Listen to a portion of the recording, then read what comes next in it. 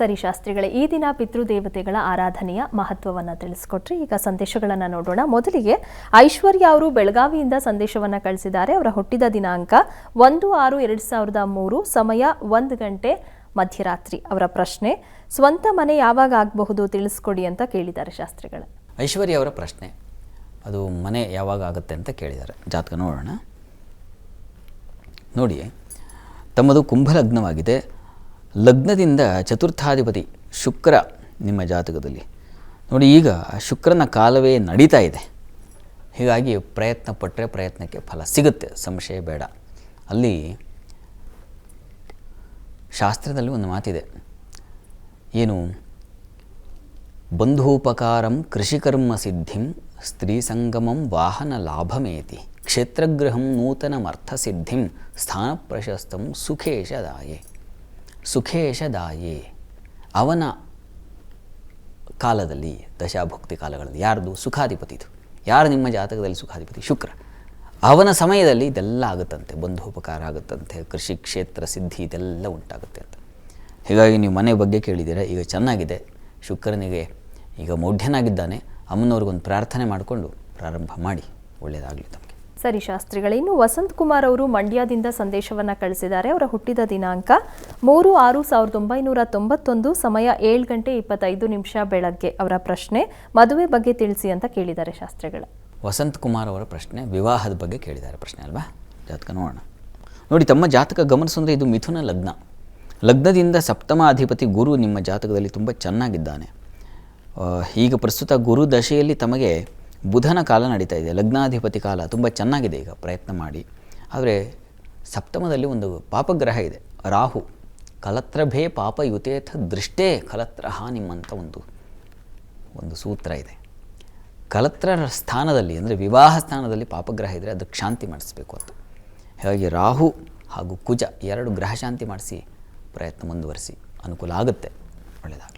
ಸರಿ ಶಾಸ್ತ್ರಿಗಳೇ, ಇನ್ನು ನಾಗಭೂಷಣ್ ಅವರು ಬೆಂಗಳೂರಿಂದ ಸಂದೇಶವನ್ನು ಕಳಿಸಿದ್ದಾರೆ. ಅವರ ಹುಟ್ಟಿದ ದಿನಾಂಕ 23/9/1996, ಸಮಯ 9 ಗಂಟೆ 30 ನಿಮಿಷ ರಾತ್ರಿ. ಅವರ ಪ್ರಶ್ನೆ, ಜೀವನ ಹೇಗಿದೆ ತಿಳಿಸಿ ಅಂತ ಕೇಳಿದ್ದಾರೆ ಶಾಸ್ತ್ರಿಗಳು. ನಾಗಭೂಷಣ್ ಅವರ ಪ್ರಶ್ನೆ, ಜೀವನ ಹೇಗೆ ನಡೀತಾ ಇದೆ, ಹೇಗಿರ್ತದೆ ಮುಂದೆ ಅಂತ ಪ್ರಶ್ನೆ. ಜಾತಕ ನೋಡೋಣ.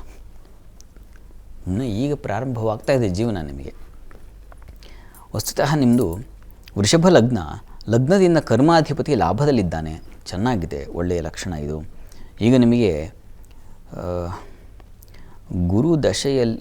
ಗುರುದಶೆ ಪ್ರಾರಂಭವಾಗಿದೆ. ಮೊನ್ನೆ 24ನೇ ತಾರೀಕಿನಿಂದ, ಮೇ 24ರಿಂದ ಗುರುದಶೆ ಶುರುವಾಗಿದೆ. ಗುರು ಜಾತಕದಲ್ಲಿ ತುಂಬ ಚೆನ್ನಾಗಿದ್ದಾನೆ, ಅಷ್ಟಮದಲ್ಲಿದ್ದರೂ ಅಷ್ಟಮಾಧಿಪತಿಯೇ ಆಗಿದ್ದಾನೆ ಅವನು. ಹೀಗಾಗಿ ತೊಂದರೆ ಇಲ್ಲ. ಹೀಗಾಗಿ ಆತಂಕವಿಲ್ಲದ ಜೀವನ ಇರ್ತದೆ, ಯೋಚನೆ ಮಾಡಬೇಡಿ. ಯಾವುದಾದ್ರೂ ಒಂದು ದುಸ್ಥಾನದ ಅಧಿಪತಿ ದುಸ್ಥಾನದಲ್ಲೇ ಇದ್ದರೆ ಅದು ಬಾಧೆಯಲ್ಲ. ಹೀಗಾಗಿ ಅನುಕೂಲ ಇದೆ, ಒಳ್ಳೆಯದಾಗಲಿ ತಮಗೆ. ಸರಿ ಶಾಸ್ತ್ರಿಗಳೇ, ಇನ್ನು ದೀಪಕ್ ಅವರು ಹಾವೇರಿಯಿಂದ ಸಂದೇಶವನ್ನು ಕಳಿಸಿದ್ದಾರೆ. ಅವರ ಹುಟ್ಟಿದ ದಿನಾಂಕ 15/5/1998, ಸಮಯ 2 ಗಂಟೆ 15 ನಿಮಿಷ ಮಧ್ಯಾಹ್ನ. ಅವರ ಪ್ರಶ್ನೆ, ಆರೋಗ್ಯ, ಕೆಲಸ ಮತ್ತು ಮದುವೆ ಬಗ್ಗೆ ತಿಳಿಸಿ ಅಂತ ಕೇಳಿದ್ದಾರೆ ಶಾಸ್ತ್ರಿಗಳೇ. ದೀಪಕ್ ಅವರ ಪ್ರಶ್ನೆ, ಆರೋಗ್ಯ, ವೃತ್ತಿ, ವಿವಾಹ, 3 ಪ್ರಶ್ನೆ ಕಳಿಸಿದ್ದಾರೆ ಅವರು. ಜಾತಕ ನೋಡೋಣ. ನೋಡಿ, ತಮ್ಮದು ಸಿಂಹ ಲಗ್ನ. ಲಗ್ನದಲ್ಲಿ ರಾಹು ಇದ್ದಾನೆ, ಸ್ವಲ್ಪ ಟೆನ್ಷನ್ ನಿಮಗೆ, ತಲೆನೋವು, ತಲೆಭಾರ ಈ ಥರದ್ದು. ಈಗ ಚಂದ್ರದಶೆಯಲ್ಲಿ ಚಂದ್ರಭುಕ್ತಿ ನಡೀತಾ ಇದೆ. ಚಂದ್ರ ನಿಮ್ಮ ಜಾತಕದಲ್ಲಿ ಚೆನ್ನಾಗಿದ್ದಾನೆ, ಒಳ್ಳೆ ಬಲವಾಗಿದೆ. ಪಂಚಮದಲ್ಲಿದ್ದರೆ ಬಹಳ ಒಳ್ಳೆಯದು, ಚೆನ್ನಾಗಿದೆ. ದಶಾನಾಥ ಚೆನ್ನಾಗಿರೋದ್ರಿಂದಾಗಿ, ಅಂದರೆ ಯಾರು ನಿಮ್ಮ ಈ ಸಮಯವನ್ನು ಯಾವ ಗ್ರಹ ಸೂಚಿಸ್ತಾ ಇದೆಯೋ ಆ ಗ್ರಹ ತುಂಬ ಚೆನ್ನಾಗಿರೋದ್ರಿಂದಾಗಿ ಅನುಕೂಲ ಇದೆ. ಹೀಗಾಗಿ ಚೆನ್ನಾಗಿರ್ತೀರ, ಆತಂಕ ಬೇಡ. ಇನ್ನು ವೃತ್ತಿಗೂ ಅಷ್ಟೇ, ಲಾಭಕ್ಕೆ ಚಂದ್ರನ ದೃಷ್ಟಿ ಇದೆ. ವ್ಯಯಾಧಿಪತಿ ವಸ್ತುತಃ ನೀವು ಸುಬ್ರಹ್ಮಣ್ಯ ಪ್ರಾರ್ಥನೆ, ಅಮ್ಮನವ್ರ ಪ್ರಾರ್ಥನೆ 2 ತಪ್ಪದೇ ಮಂಗಳವಾರ ಮಾಡಿ. ಮಂಗಳವಾರವೇ ಅಮ್ಮನವ್ರಿಗೂ ಒಂದು ಅಭಿಷೇಕ ಮಾಡಿಸೋದು, ಸುಬ್ರಹ್ಮಣ್ಯ ಸ್ವಾಮಿಗೂ ಅಭಿಷೇಕ ಮಾಡಿಸೋದು. ತಪ್ಪದೇ ಇದನ್ನು ಮಾಡೋದರಿಂದಾಗಿ 2 ಬಲ ಬಂದು ನಿಮಗೆ ನೀವೇನು ಪ್ರಯತ್ನ ಮಾಡಿದ್ರೋ, ಅಂದರೆ ವೃತ್ತಿ ಇತ್ಯಾದಿ ಅನುಕೂಲ ಆಗ್ತಾ ಹೋಗುತ್ತೆ. ವಿವಾಹಕ್ಕೆ ಗುರು ಮತ್ತು ಕೇತು 2 ಗ್ರಹ ಶಾಂತಿ ಬೇಕು, ಮತ್ತು ಶನೈಶ್ಚರ. ಗುರು, ಕೇತು, ಶನೈಶ್ಚರ ಶಾಂತಿ, ಗ್ರಹ ಶಾಂತಿ ಮಾಡಿಸಿ ವಿವಾಹ ಪ್ರಯತ್ನ ಮಾಡಿದ್ರೆ ಒಳ್ಳೆಯದು. ಸ್ವಲ್ಪ ತೊಡಗಿದೆ, ಒಳ್ಳೆಯದಾಗಲಿ. ಸರಿ ಶಾಸ್ತ್ರಿಗಳೇ, ವೀಕ್ಷಕರು ಕಳುಹಿಸಿದಂಥ ಸಂದೇಶಗಳಿಗೆ ಉತ್ತರಗಳನ್ನು ತಿಳಿಸ್ಕೊಟ್ರಿ.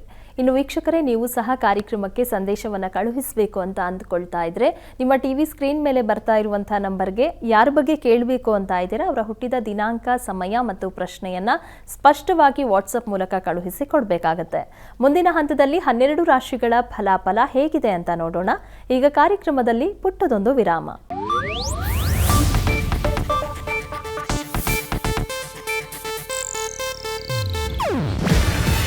ಇದು ಏಷ್ಯಾನೆಟ್ ನ್ಯೂಸ್ ನೆಟ್ವರ್ಕ್ ಪ್ರಸ್ತುತಿ. ನೀವು ನೋಡ್ತಿದ್ದೀರಾ ಏಷ್ಯಾನೆಟ್ ಸುವರ್ಣ ನ್ಯೂಸ್.